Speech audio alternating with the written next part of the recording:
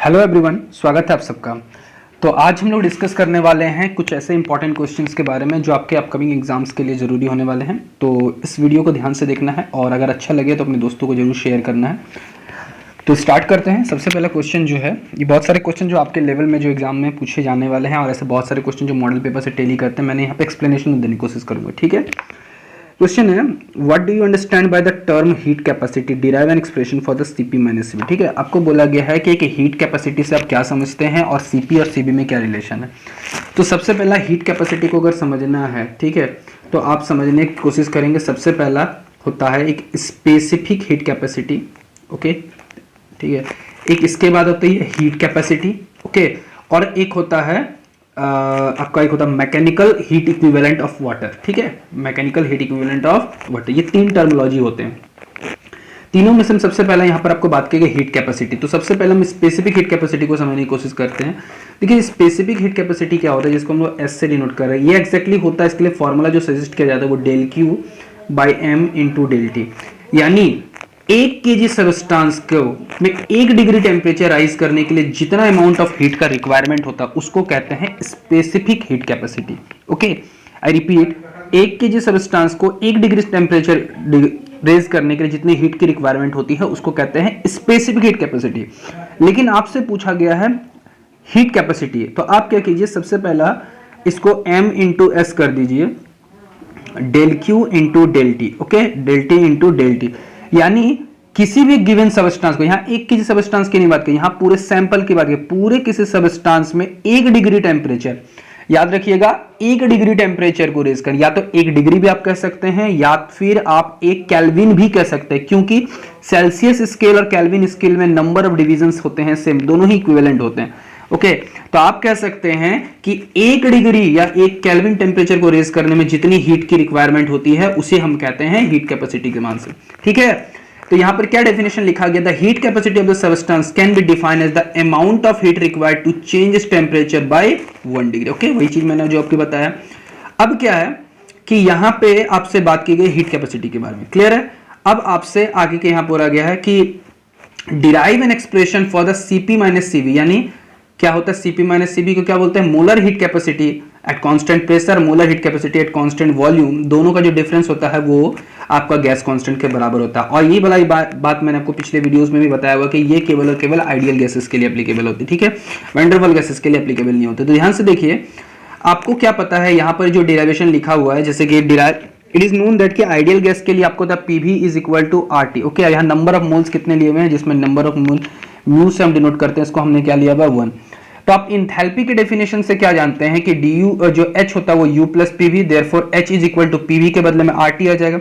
जब हम इसे डिफरेंशिएट करेंगे with respect to temperature, time ने टेम्परेचर के रिस्पेक्ट में dH by dt is equal to, ठीक है, इसे देखिए डिफरेंशिएट किया हमने, dH बाई dt यहाँ इक्वल टू होगा, मिसप्रिंटेड है, du by dt plus r dt by dt, तो dt का तो 1 हो जाएगा, यानी dH by dt is equal to du plus r। Okay, but according to the concept of CP जो होता है, यानी molar heat capacity at constant pressure जो होता है वो होता है डीएच बाई डीपी, यानी dH by d t CP हो जाएगा, और ये वाला जो होगा यानी d u by d t वो चेंज इन इंटरनल एनर्जी हो जाता है। ठीक है, विथ रिस्पेक्ट टू टाइम, तो सीवी, तो सी, तो फाइनली आपको यहाँ पर क्या दिख रहेगा कि CP is equal to CV plus R, तो CP minus CV is equal to आपका क्या आ जाने वाला है, आर। ओके, तो ये आपका डिफरेंस हो गया, किसके लिए है, आइडियल गैस इक्वेशन के लिए होने वाला है। क्लियर है।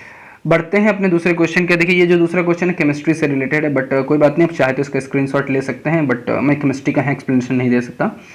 ओके, बढ़ते हैं अपने दूसरे क्वेश्चन की। और क्वेश्चन नंबर 2 क्या कह रहा है, क्वेश्चन नंबर 2 कह रहा है कि व्हाट डिफाइन एस्केप वेलोसिटी। ठीक है, तो एस्केप वेलोसिटी क्या होता है, देखिए ध्यान से, एस्केप वेलोसिटी क्या है, किसी भी सिस्टम की एक ऐसी मिनिमम वेलोसिटी है, ओके, एक बॉडी की ऐसी भी एक मिनिमम वेलोसिटी हम उसको प्रोजेक्ट करें कि वो अर्थ के ग्रेविटेशन पुल को क्या करे, तोड़ दे, और वो कभी लौट के वापस ना आए। तो जिस मिनिमम वेलोसिटी से उसने अर्थ को क्या किया है, तोड़ा है, जिसमें अर्थ तोड़ा है, मतलब अर्थ को तोड़ने का मतलब क्या, अर्थ के ग्रेविटेशन पुल्स को तोड़ के बाहर चला गया है, उस वेलोसिटी को हम लोग एस्केप वेलोसिटी के नाम से जानते हैं। ठीक है, उस वेलोसिटी को हम लोग किस नाम से जानते हैं, एस्केप वेलोसिटी के नाम से जानते हैं। ओके, यही डेफिनेशन यहां लिखा हुआ है। इसके बाद इसमें लिखा गया है कि derive an expression for the escape velocity of an object, आपको एक एस्केप वेलोसिटी का फॉर्मूला निकालना है। तो देखिए यहां पर एक डायग्राम बना हुआ है, सपोज कर रहे ये हमारी अर्थ है, इसका रेडियस कुछ अपनी खुद की रेडियस कैपिटल आर है, और यहाँ पर हमने एक पॉइंट लिया है, एक पॉइंट है जो कि इसका डिस्टेंस है आर, और इसके कितने हाइट पे है एच, तो टोटल जो आर हो जाएगा वो हो जाएगा आर प्लस एच। ओके, अब आपको क्या पता है, ध्यान से देखिए कि अगर आपको पता है कि न्यूटन्स के ग्रेविटेशन के लॉ से कि जो फोर्सेस लगता है ग्रेविटेशन फोर्स एफ बराबर जी एम स्मॉल एम इसकी पार्टिकल की मास है, कैपिटल एम अर्थ की मास है बाई आर स्क्वायर। ओके, अब हम लोग जानते हैं कि जो वर्कडन होता है, ठीक है, यहाँ पर वर्कडन जो होता है एफ डॉट डी आर होता है, तो फोर्स इंटू डिस्प्लेसमेंट, तो जब हम इसमें फोर्स का है, ये जो फोर्स बनेगा यही कि क्या बन जाएगी, पोटेंशियल एनर्जी। तो पोटेंशियल एनर्जी को जब इसमें निकालने की कोशिश करेंगे तो वो कितना आएगा, क्या आएगा, देखिए जी capital M M by R, ये होगी सिस्टम की पोटेंशियल एनर्जी। ओके, अब ध्यान से यहाँ पे देने वाली बात ये है कि the magnitude the mechanical work will be required to half m v square the change in the kinetic energy. Suppose कीजिए कि आपने, मैं जो बता रहा हूं ध्यान से, आपने यहां से बॉडी को प्रोजेक्ट किया। ओके, आपने यहां वीई वेलोसिटी के साथ प्रोजेक्ट किया, जब वो अब ग्रेविटेशन पुल को वहां खत्म करना चाहेगा, तो ध्यान समझिएगा जैसे जैसे पार्टिकल ऊपर जाएगा उसकी वेलोसिटी कम होगी, लेकिन जब वो ग्रेविटेशन फील्ड के जस्ट बाहर होगा, हालांकि ग्रेविटेशन फील्ड की कोई फिक्स बाउंड्री नहीं है, लेकिन हम लोग ऐसा मान के चलते कि वेलोसिटी धीरे धीरे क्या होगा, डिक्रीज होगा, और फाइनल वेलोसिटी क्या होगा, जीरो। जब वहां पर फाइनल वेलोसिटी जीरो होगा तो total energy gets converted into potential energy. Okay, the total energy gets converted into potential energy के फॉर्म में कन्वर्ट हो जाएगा। ओके, तो इन दैट केस जो काइनेटिक एनर्जी होगा हाफ एम वी वी का स्क्वायर होगा G M M by r हो जाएगा, और जब हम इसे यानी काइनेटिक एनर्जी जो आपने स्टार्टिंग में जो काइनेटिक एनर्जी दिया उसका जो फ्रैक्शन ऑफ हो जाएगा वो किस में कन्वर्ट हो जाएगा, पोटेंशियल एनर्जी के फॉर्म में। तो दैट इज यहां से आप जब सॉल्व कर रहे हैं तो आपके पास स्केप वेलोसिटी का क्या फॉर्मूला आ रहा है, root over two G M by R, that is इसको अरेंज कर रहे हैं तो G two root over G R आ रहा है, जहां पे आपको पता है small G is equal to capital G M by R square का होता है, यानी gravitational acceleration due to gravity at the surface of the earth. और आपको एक क्वेश्चन और भी पूछा जा सकता है कि वेरिएशन ऑफ जी को डिसाइड कीजिए, जब हाइट बढ़ने के साथ जी में क्या होता है, डिक्रीमेंट होता है 1 माइनस 2h बाई होता है, डेप्थ के साथ भी क्या होता है आपका डिक्रीज देखने को मिलता है 1 minus d by r. Okay, हालांकि इस डेरिवेशन को आप दूसरे तरीके से कर सकते हैं जो कि ये एप्रोप्रिएट मेथड नहीं है, ठीक है, ये जो मेथड यहाँ पे बताया गया ये एप्रोप्रिएट मेथड मुझे नहीं लगता, बट यहाँ पे मैंने सिर्फ आपके सहूलियत के लिए पीडीएफ से उठा के बताया। तो आप यहाँ दूसरा मेथड जो कि बेटर होता है उसको एक्सप्लेन किया जा सकता है। ओके, खैर कोई बात नहीं, आपके एग्जाम के लिए ये भी आप नोट कर सकते। देखिए अगला जो है डिफाइन टेम्परेचर, उसके बाद prove state and prove zeroth law of thermodynamic and state any instrument में सेकंड लॉ ऑफ थर्मोडायनामिक। देखिए ध्यान से ये क्वेश्चन जो है क्या कह रहा है कि टेम्परेचर क्या होता है। देखिए टेम्परेचर क्या है, temperature is the measure of the average kinetic energy of the particle. Temperature measurement है किसकी, काइनेटिक एनर्जी का मेजरमेंट है, यानी जो law of equipartition of energy होता है उसमें आपको टेम्परेचर का एनर्जी दिखता है, जिसमें आप कहते हैं हाफ kT, यानी ये एवरेज काइनेटिक एनर्जी किसी भी वन डायमेंशन में निकालने का क्या है, मेजरमेंट है। इसमें आप दूसरा भी चीज लिख सकते हैं, टेम्परेचर क्या है, मेजरमेंट है हॉटनेस और कोल्डनेस का, ठीक है। और टेम्परेचर के डिफरेंस से ही हम बता सकते हैं कि कहां से कहां हीट फ्लो होगा, जैसे आमतौर पर hot body to cold body का फ्लो होता है हीट का। ओके, तो जैसे कि यहाँ पर जो भी लिखा हुआ है, temperature increase the motion of this all the particle gets increase the temperature in measure with thermometer और अ कैलोरीमीटर। ओके, और थर्मोमीटर के भी बहुत सारे टाइप होते हैं, और जब आप क्या बोलते हैं फिजिक्स में जब टेम्परेचर के बारे में या हीट फ्लो के बारे में स्टडी करते हैं, जिसमें आप बेसिकली थर्मोमीटर से स्टडी करने लगते हैं, टेम्परेचर को मेजर करने, तो उसको कहते हैं थर्मोमेट्री, ठीक है, क्लियर करते हैं। और थर्मोमीटर्स के भी बहुत सारे टाइप हो, जैसे लिक्विड थर्मोमीटर होता है, रेडिएशन थर्मोमीटर होता है, इनमें सबको पता है जो पायरोमीटर एक डिवाइस होता है जो सन के टेम्परेचर को भी मेजर कर सकता है। ओके, चलिए अगले क्वेश्चन क्या, state and proof zeroth law of thermo. देखिए जीरोथ लॉ बहुत ही आसान, देखिए यहाँ पर क्या कहा गया है कि when a body A B और टी तीनों क्या है कि आपस में एक दूसरे के साथ थर्मल इक्विलिब्रियम में, अगर ए और बी आपस में थर्मल इक्विलिब्रियम में है, बी और सी थर्मल इक्विलिब्रियम में, तो बाय डिफॉल्ट क्या हो जाएगा, ए और सी आपस में क्या हो जाएंगे, थर्मल इक्विलिब्रियम में। आप चाहे तो इसका नोट कर सकते हैं, जो कि मैंने यहाँ भी बताया समझाया, कुछ नहीं करना है, बस आपको इतना याद रखना है कि ए और बी अगर थर्मल इक्विलिब्रियम में है, बी और सी अगर थर्मल इक्विलिब्रियम में है, तो ए और सी ऑटोमेटिकली थर्मल इक्विलिब्रियम में हो जाएगा, ठीक है। उसके बाद बोल रहा था कि सेकंड लॉ का डेफिनेशन लिखे। सेकंड लॉ क्या बोलना चाह रहा है कि the heat can not transfer from one body at a lower temperature of the body to higher without the addition of energy.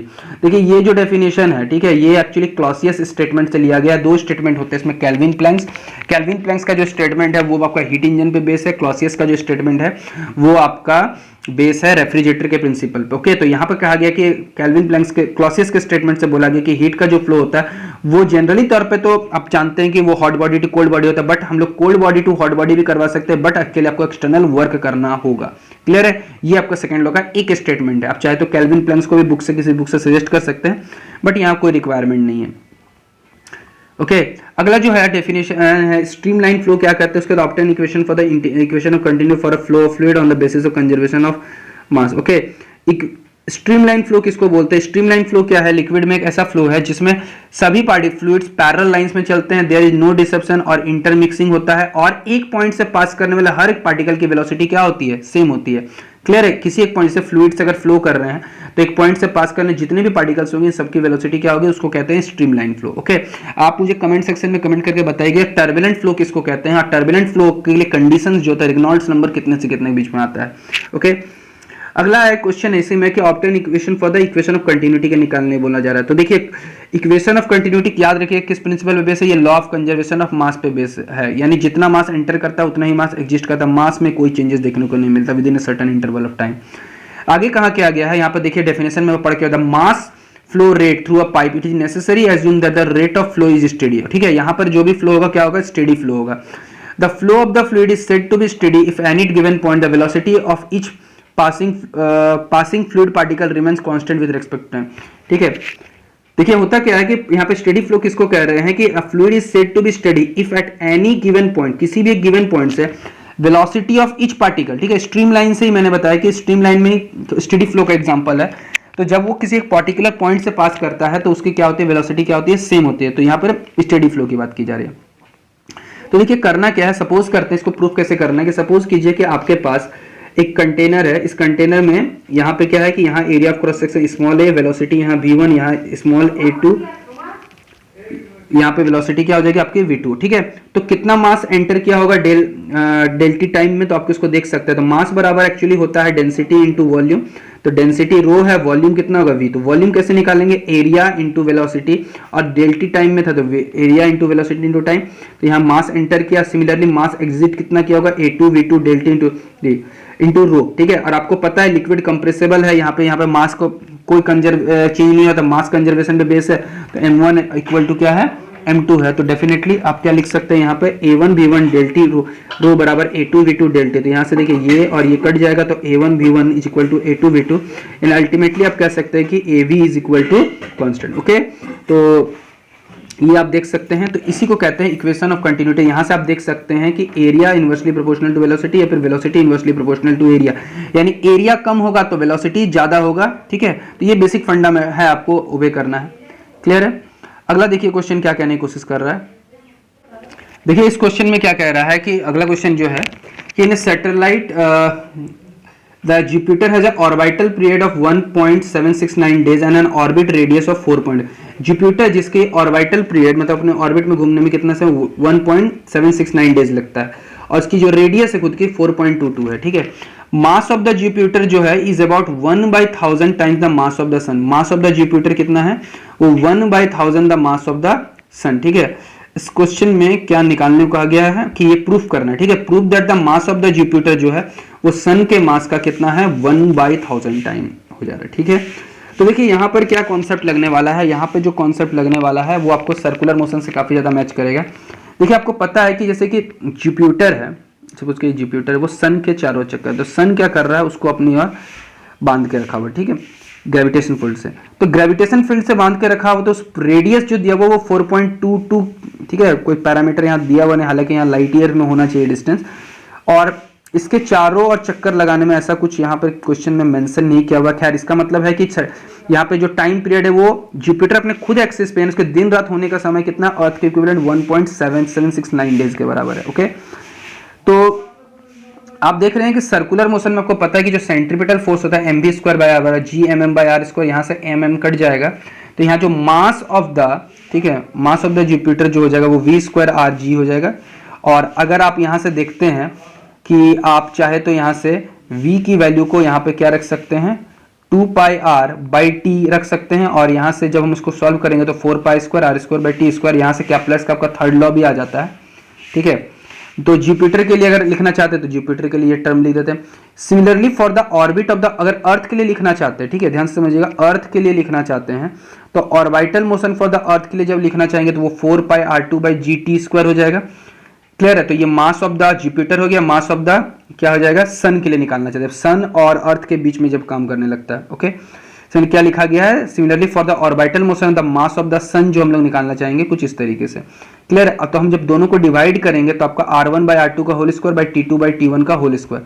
Okay, तो यहाँ जो r1 है वो आपका दिया हुआ क्वेश्चन 4.22 इंटू 10⁸ क्वेश्चन में मिसप्रिंटेड है, ठीक है, तो यहाँ 10⁸ का मीटर होगा, और r2 जो है वो जो डिस्टेंस है अर्थ से वो है 1 एस्ट्रोनॉमिकल यूनिट, जो कि 1.496 इंटू 10⁻, इतना 11 मीटर। t1 जो है इतना है, और t2 जो होता है अर्थ में, अर्थ का जो होता है 365 इंटू इतना डेज होता है। जब इसको पुट करेंगे, सॉल्व करेंगे तो आपका आंसर आ जाएगा। ठीक है, तो ये आपको करना है। ये देखिए आपका इसका सॉल्यूशन देख सकते हैं, ठीक है, मास ऑफ द जुपिटर इज 1, इतना आ जाएगा 1/1000, तो इसका मतलब इसका आंसर क्या आ जाएगा, मास ऑफ द जुपिटर बराबर 1/1000 into mass of the sun. Clear है? अब बढ़ते हैं अपने इस क्वेश्चन की ओर। ठीक है, इस क्वेश्चन में क्या किया गया, डिफाइन मोलर स्पेसिफिक हीट क्या होता है, law of first law of thermodynamics क्या है, सीपी और सीबी। देखिए ये क्वेश्चन का आंसर तो मैंने आपको पहले ही बता दिया है क्वेश्चन नंबर 1 में, तो इस क्वेश्चन को मैं नहीं बताने वाला यहाँ पे। अगला जो है यहाँ पर मोलर स्पेसिफिक हीट कैपेसिटी क्या होता है, तो देखिए ध्यान से, मैंने अभी आपको बताया कि डेल क्यू बाई, अगर मास रहेगा तो डेल टी होगा, अगर यहाँ पर मास हटाएगा नंबर ऑफ मोल, यानी एक मोल के टेम्परेचर, एक मोल सबस्टांस को अगर 1 डिग्री टेम्परेचर बढ़ा दिया जाए या केल्विन बढ़ा, तो उस समय जितना हीट लगता है उसको क्या कहते हैं, मोलर स्पेसिफिक हीट। और इसके दो टाइप होते हैं, एक मैंने अभी स्टडी सीपी और सीवी, एक कांस्टेंट प्रेशर के लिए होता है, एक कांस्टेंट वॉल्यूम के लिए होता है। दोनों में क्या रिलेशन होता है आइडियल गैस के लिए, Cp minus CV is equal to R। Okay, ये है पहला, तो आप इसको नोट कर सकते हैं, पहला वाला का डेफिनेशन। दूसरा जो है first law of thermodynamics, law of conservation of energy पे बेस है, कि इसका कहता क्या है कि आपने जो भी हीट दिया है या हीट लिया है उसका कुछ फ्रैक्शन जो होता है वो इंटरनल एनर्जी के चेंज में लग जाता है DU में, और दूसरा जो फ्रैक्शन ऑफ एनर्जी जो होता है, दूसरा फ्रैक्शन जो होता है वो आपका क्या होता है, लॉ ऑफ इसमें वर्क डन में कन्वर्ट, यानी DQ is equal to DU plus DW। ठीक है, और DW को आप लिख सकते हैं PdV। तो फाइनली आपका जो आ जाएगा, फाइनली जो आपका आ जाएगा DQ is equal to DU plus PdV का हो जाएगा। क्लियर है? तो ये आपका फर्स्ट लॉ ऑफ थर्मोडायनेमिक्स बन जाता है। आप इसको देख सकते हैं, चाहे तो आप इसको नोट कर लीजिए। आप third law Cp minus CV को यहाँ अलग तरीके से प्रूव किया गया है, तो आप चाहे इसको भी नोट कर सकते हैं। पढ़ते अपने लास्ट क्वेश्चन की ओर, वीडियो काफी लंबी हो जाएगी तो आप इस क्वेश्चन को देख सकते हैं कि define relation between frequency and time period, wavelength and propagation constant. ठीक है, ये सब देख लीजिए। सबसे पहला क्वेश्चन है कि फ्रीक्वेंसी, देखिए फ्रीक्वेंसी जिसको म्यू से डिनोट करते हैं वो 1 बाई टाइम, यानी reciprocal of the time period होता है। ठीक है, इसके जैसा यूनिट होती है वो होती है हर्ट्ज। ठीक है, ये पहला रिलेशन हो गया। उसके बाद क्या है, वेवलेंथ एंड प्रोपगेशन। देखिए वेवलेंथ जो लैम्डा जो होता है वो 2π/k होता है। ठीक है, वेवलेंथ है लैम्डा, k है प्रोपगेशन कांस्टेंट, यानी लैम्डा बराबर 2π/k, जो कि यहाँ पे लिखा हुआ है, देखिए आप यहाँ से लिखा हुआ है, ये फ्रीक्वेंसी और टाइम पीरियड का रिलेशन है। ओके, और अगला जो देखिए यहाँ से ये है प्रोपगेशन कांस्टेंट, जिसको k बराबर 2π/λ या लैम्डा और 2π में भी लिख सकते हैं। क्लियर है? थर्ड बोल रहा था wavelength, frequency and wave velocity. ठीक है, वेवलेंथ, फ्रीक्वेंसी, तो आपको समझना वेव वेलोसिटी को v से, इसको लैम्डा इंटू फ्रीक्वेंसी को f से, यही रिलेशन स्टे करेगा। थर्ड क्वेश्चन बोलना चाह रहा है कि एंगुलर फ्रीक्वेंसी एंड फ्रीक्वेंसी। देखिए एंगुलर फ्रीक्वेंसी ओमेगा वो होता है 2π/t, इसको आप लिख सकते हैं 2π इंटू 1/t, तो 1/t को f, यानी omega is equal to 2πf। Clear है? अगला क्वेश्चन नंबर ई क्या बोल रहा है, angular frequency, propagation constant and wave velocity. ठीक है, वेव वेलोसिटी, तो यहाँ से एक सिंपल है कि अगर हम एंगुलर फ्रीक्वेंसी ओमेगा या फिर sorry v is equal to, इसको हम साफ करते हैं, तो wave velocity v is equal to आपका ओमेगा/k, ये फॉर्मूला है। तो सिर्फ आपको फॉर्मूला ही बेसिकली लिखना है। ओके, अच्छा एक क्वेश्चन और रह गया है, आप इसको देख सकते हैं, एक क्वेश्चन और हम लोग यहाँ डिस्कस करेंगे, लास्ट क्वेश्चन नहीं है। तो ये क्वेश्चन क्या है कि आपको बताना है कि थर्मल एक्सपेंशन क्या होता है और इसका इसमें रिलेशन अमंग देम। तो थर्मल एक्सपेंशन क्या होता है कि जब भी आप सॉलिड लिक्विड को टेम्परेचर में इंक्रीज कर रहे हैं, चेंज करते हैं, तो उसके डायमेंशन में चेंज होता है। ओके, तो thermal expansion refer to the expansion and contraction of the solid, liquid और gas when their temperature is change. There are 3 types of thermal expansion, एक होता है लीनियर एक्सपेंशन, एरियल एक्सपेंशन और volume expansion. Linear expansion जिसको आप कह सकते हैं कि एक्चुअली इसको लीनियर अल्फा से डिनोट करते हैं, वो del L/L into del T, यानी डेल टी टेम्परेचर, एक unit del T temperature change करने में L लेंथ के सबस्टेंस में कितना लेंथ में चेंज आया, उसको क्या कहते हैं, लीनियर एक्सपेंशन। उसी तरीके से अगर एरिया के लिए जिसको आप बीटा से डिनोट करते हैं तो वो del A/A into del T हो जाएगा। ओके, तो उसी तरह से डेफिनेशन आप यहाँ लिखा हुआ वॉल्यूम एक्सपेंशन, इसको गामा से डिनोट कर सकते हैं, वो del V by V into del T. ठीक है, आपको एक इंटरेस्टिंग बात बता देते हैं कि जो गामा का है वो केवल लिक्विड्स के लिए और गैसेस के लिए अप्लाई होता है, ओके, क्योंकि वॉल्यूम एक्सपेंशन उसी में ही होता है। क्लियर है। अगला जो है इन तीनों में के बीच में रिलेशन पूछा गया था, तो मैं आपको रिलेशन बता देता हूं, यहाँ ध्यान से समझिएगा कि beta is equal to 2 alpha होता है और गामा इज इक्वल टू आपका होता है 3 अल्फा, ओके, और अल्फा तो अल्फा ही है। तो अगर हम तीनों में रिलेशन निकालना चाहेंगे alpha is beta is to gamma, तो अल्फा इज इक्वल यहाँ पे अगर आप बीटा लिखना है यहाँ 2 अल्फा, यहाँ 2 गामा, 3 गामा के रेशियो में लिख सकते हैं। क्लियर है। तो ये तीनों में रिलेशन होता है। आई होप कि आपको ये वीडियो पसंद आया होगा। हाँ, यहाँ कुछ क्वेश्चंस में हो सकते थे और स्टैंडर्ड लेवल के क्वेश्चन हो सकते थे, बट यहाँ पे क्वेश्चंस अवेलेबल नहीं होने के कारण से और शॉर्ट टाइम होने के कारण से उतने क्वेश्चंस को हम लोग यहाँ डिस्कस नहीं कर सकते हैं। आई होप कि आपको वीडियो पसंद आया होगा।